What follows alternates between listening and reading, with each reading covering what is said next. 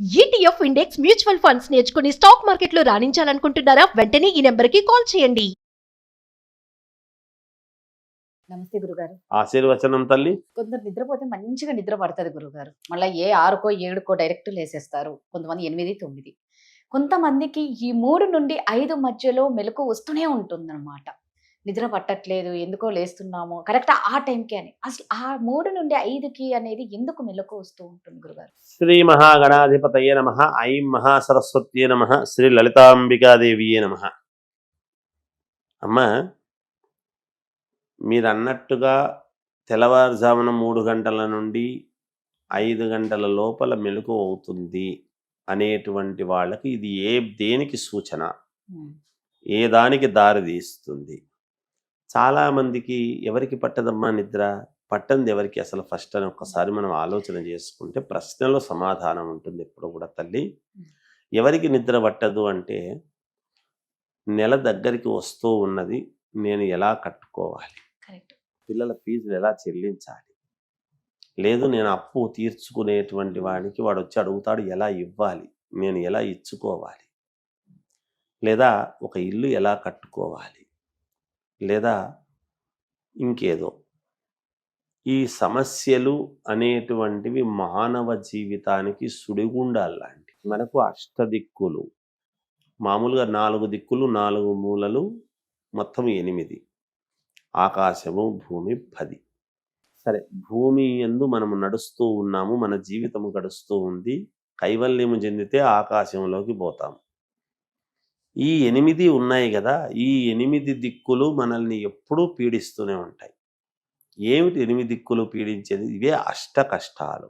ఈ అష్టము కష్టాలు, ఈ అష్ట కష్టాలు అనేటువంటి పదం ఎక్కడి నుంచి వచ్చింది? ఏ దిక్కు నుంచైనా మనకు ఎవరొచ్చి అడుగుతారు, ఏ దిక్కు నుంచి మనకి ఏమి ఇబ్బంది కలుగుతుందో అనేటువంటి బాధతో మనము ఈ ప్రతి దిక్కు మనకు అవసరమైండేది, ఏది అవసరం లేనిది కాదు. కనుక ఈ అష్ట కష్టాల పాలై నిరంతరము ఆలోచనలతో రాత్రి పడుకునే ముందు తొందరగా నిద్ర పట్టదు. అలా పడుకున్నామో లేదో మళ్ళీ ఉదయాన్నే మెలకువ అవుతుంది. ఈ మెలకువ అవుతున్నటువంటి వాళ్ళంతా కూడా ఎక్కడ పొరపాటు పడుతున్నారు అంటే, నాకు నిద్ర పట్టడం లేదు అని ఇప్పుడు వచ్చినటువంటి సన్నివేశాల్లో ఈ రోజుల్లో మానవుణ్ణి అధపాతాళలోకానికి తొక్కేస్తూ ఉండేటువంటిది సెల్ ఫోన్. ఖచ్చితంగా సెల్ ఫోనే తొక్కేస్తుంది. దాంట్లో వచ్చేటువంటివి పనికిరానివన్నీ వస్తున్నాయి. అసలు ఏం మాట్లాడాలను, ఒక స్త్రీలు ఏమి చెప్పవాలను, ఏమి చెప్పకూడదో అవి చెప్తున్నారు, ఏమి మాట్లాడకూడదో అవి మాట్లాడుతున్నారు. మాలాంటి వాళ్ళము ఒక చోట ఉండి, గురువుగారు మేము ఒకటి పంపించాము చూడండి అని అంటే, జాతకము తీసే లోపల మధ్యలో యాడ్స్ అవి వస్తూ ఉంటాయి. అవి అసభ్యకరమైనటువంటి యాడ్స్, పనికిరాని యాడ్స్. మేము తీయడానికి నలుగురిలో మాకెంత అవమానంగా ఉంటుందో కూడా చెప్పరాని విధముగా ఉంటున్నది. ఆ సెల్ ఫోన్లు తీసి మనకేదో బాగలేదు కదా కాసేపు అనేటువంటి కాలక్షేపంతో ఏదైనా విందాము, తెల్లవారుజాము చేద్దాము అనుకునేటప్పటికీ ఇయో ఇలాంటివన్నీ వస్తూ ఉంటాయి. ఏవో చూస్తూ అవి ఇవి చూసుకుంటూ కాలక్షేపము చేస్తూ పొరపాటు దశల్లోకి మానవాళి మొత్తం పోతున్నారు. నిజంగా మీకు తెల్లవారుజామున 3 గంటలకు గనక మేలయ్యింది అంటే మనకు ఏమి సూచన జరుగుతున్నట్టు? ప్రకృతి రూపకముగా ఎప్పుడైనా ఏ 8 దిక్కుల వల్ల మనకు కష్టం ఉంది అని చెబుతున్నామో, ఆ కష్టములోనే సుఖము కూడా ఉంది. మనము దాన్ని ఎత్తుక్కోవాలి. ఆ 8 దిక్కుల వల్లనే మనకు అష్ట కష్టాలు వస్తున్నాయి. దాన్ని గనక మనము నిగ్రహంతో జయించుకోగలిగినాము అంటే, ఆ 8 దిక్కులకు దిక్పాలకుడిలాగా మనమే ఆధిపత్యము చెలాయించవచ్చు అనేటువంటి ధైర్యము మనము, మనోనిబ్బరము ఎక్కడ తెచ్చుకోవాలి?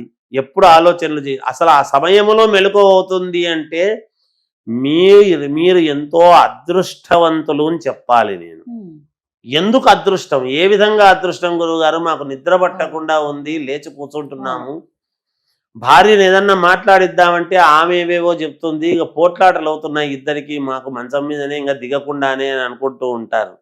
అంటే ఏమిటి అంటే అమ్మవారు ఏమి నీకు సందేశం ఇస్తుంది? ఒరే బ్రాహ్మీ ముహూర్తంలో నీకు మెలకువ అయింది, నేను ఒక అవకాశాన్ని ఇస్తున్నా నన్ను తలుచుకోవటానికి, నువ్వు వెంటనే స్నానం చేసి నన్ను స్మరించరా, నీకు మేలు చేస్తాను లే అని ప్రకృతి ఒక రకంగా ఈ 8 దిక్కులలో ఉండేటువంటి ప్రకృతి మనల్ని లేపుతూ ఉన్నది. మనం లేచి ఏం చేస్తున్నాం? సెల్ ఫోన్లు చూస్తున్నాం, ఇంకేదో చూస్తూ ఉంటాం.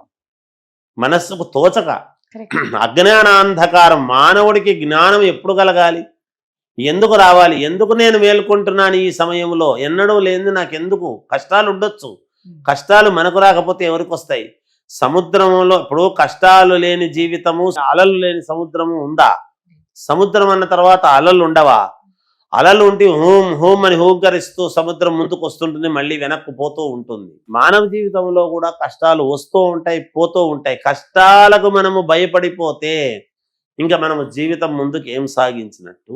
బ్రాహ్మీ ముహూర్తంలో నీకు ఎప్పుడైతే నిద్ర పట్టకుండా లేచి కూర్చుంటున్నావో ఆ సమయాన్ని నువ్వు ఎందుకు సద్వినియోగం చేయటం లేదు? నువ్వు అనుకోవాల్సినటువంటి వాళ్ళని అనుకోకుండా ఎవరినో తిట్టుకుంటూ, వాళ్ళు నాకు మోసం చేసినారు, వీళ్ళు నాకు మోసం చేసినారు, నా జీవితాన్ని వీళ్ళు నాశనం చేసినారు, వాళ్ళు నాశనం చేసినారు, ఇంకొకరిని తిట్టుకుంటే నీకు వచ్చే లాభం ఏమిటి? ఆ సమయంలో మనం ఎలా అయితే స్మరణ చేస్తామో, అమ్మవారిని స్మరణ చేస్తే మనకు వచ్చే పుణ్యం ఎట్టయితే వస్తుందో, మన శత్రువును నిరంతరము మనము పేరు పెట్టి తిట్టుకుంటుంటే కూడా ఆ శత్రువుకు మేలు జరుగుతుంది తప్ప నీకేం మేలు జరుగుతుంది అనేది ఒకటి ఆలోచన చేయడం లేదు సమాజంలో.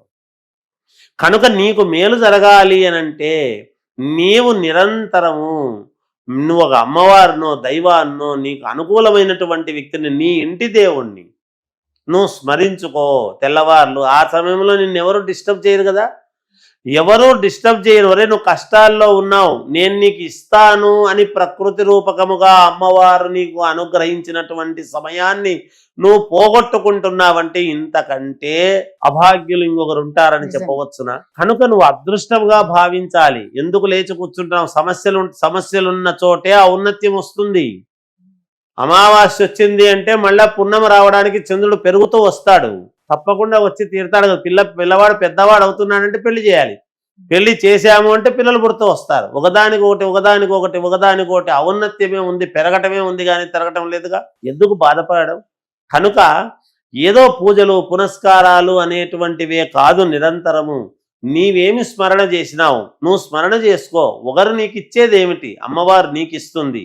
నువ్వు ఏ కులము ఏ మతము అనేటువంటిది కాదు. వాల్మీకి ఏ కులం, ఏకలవ్యుడు ఏ కులం, ఆ ఒక కులమని కాదు. బ్రాహ్మణులు మాత్రమే అనుష్ఠానం చేయాలి నా తెల్లవారుజామున లేదే.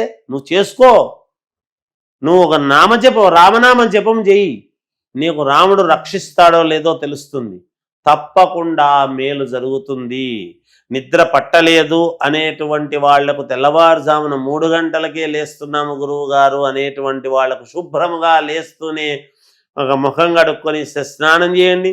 స్నానం చేసి కూర్చోండి. 1 గంట పాటు, అరగంట పాటు చాలు, రోజు 15 నిమిషాలు చాలు. ఆ సమయంలో అమ్మవారిని తలచండి. అమ్మవారిని తలుచుకుంటే నువ్వు ఎంతసేపు తలిచినావని కాదు, అక్కడ గర్భగుడిలోనే పొద్దున్నుంచి రాత్రి వరకు ఉండేటువంటి పూజారులకు కష్టాలు లేవా నాయన? చాలా ఉన్నాయి. మరి అందుకని అది ఆ సమన్వయం చేసుకోండి, తప్పకుండా మీకు విజయం లభించి తీరుతుంది గాక, ఖచ్చితముగా జరిగి తీరుతుంది మేలు. ఇది మీరు పాటించి చూడండి, తెలుస్తుంది, మీకే తెలుస్తుంది. ఎవరినో గొప్పవాళ్ళు చేయనక్కర్లేదు. భగవంతుడు అమ్మవారు కరుణించిన ప్రతివాడు గొప్పవాడే, అమ్మవారిని ధ్యానించే ప్రతివాడు గొప్పవాడే. నిజంగా అదృష్టవంతులండి. కాకపోతే దాన్ని దుర్వినియోగం చేసుకుంటే దౌర్భాగ్యవంతులు అవుతారు. గురుగారు చెప్పినట్లు. ధన్యవాదాలు గురుగారు. జయోస్తు.